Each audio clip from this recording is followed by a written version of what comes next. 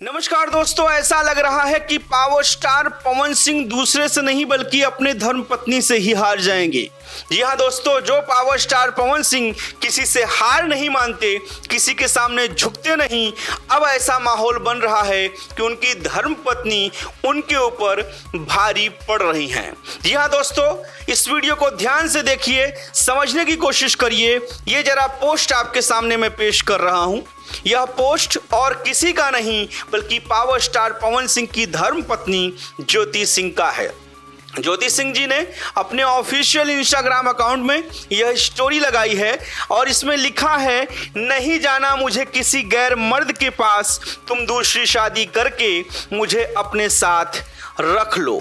बहुत ही emotional post, बहुत ही भावुक पोस्ट, और आपको भी पता है कि यह पोस्ट किसके लिए है। सब तो यही कह रहे हैं कि यह post power star Pawan Singh ji के लिए है।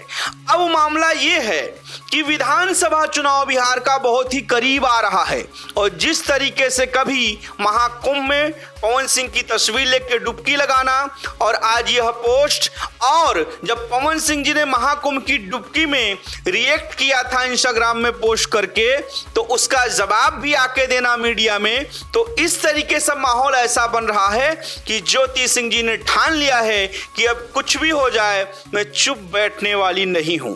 लेकिन इसका हर्जाना पवन सिंह को क्या चुकाना पड़ेगा? क्या इन तमाम पोस्ट से, इन तमाम बाइट से जो सोशल मीडिया पे ज्योति सिंह देती रहती हैं इंटरव्यू के दौरान, इससे क्या पवन सिंह के पॉलिटिकल करियर में फर्क पड़ेगा? तो हाँ, 101% पड़ेगा। आपको याद होगा, भारतीय जनता पार्टी बीजेपी ने आसनसोल से पवन सिंह को जब मैदान में उतारा था तो महिलाओं ने विरोध किया था इनके गानों का। बंगाल की महिलाओं ने विरोध किया था तो टिकट वापस करना पड़ा था। और अब आज तो खुद उनकी धर्मपत्नी जिस तरीके से पोस्ट कर रही हैं, कहीं ना कहीं पवन सिंह के करियर में, पॉलिटिकल करियर में डेंट जरूर लगेगा।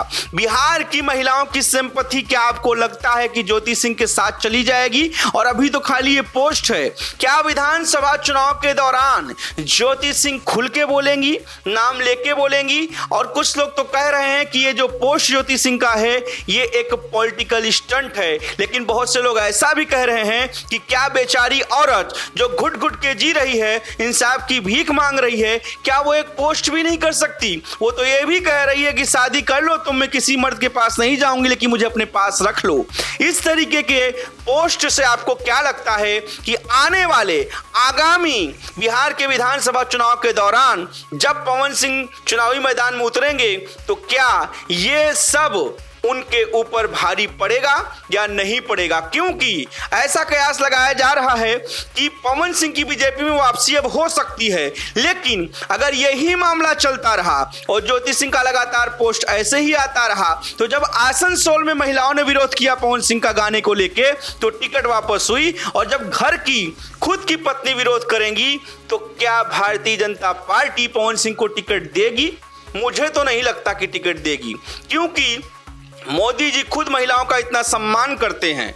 और ऐसी ऐसी खबरें जब निकल के आएंगी तो बीजेपी कन्नी जरूर काट लेगी। फिर होगा क्या? पवन सिंह जी को निर्दलीय फिर से उतरना पड़ेगा, या फिर जेडीयू या आरजेडी या जन स्वराज जैसी पार्टियों का, बिहार में जो क्षेत्रीय पार्टियां हैं उनका दामन थामना पड़ेगा। खैर, आपको तो पता ही है, ज्योति सिंह जी ने ललकार दिया है कि मैं चुनाव लड़ूंगी चाहे जो हो जाए, किसी भी पार्टी से लड़ सकती हूं, और अगर पार्टी से टिकट नहीं मिली तो जनता का आशीर्वाद रहा तो निर्दलीय भी लड़ूंगी। खैर, इस पोस्ट का मायने आप लोग क्या निकालते हैं?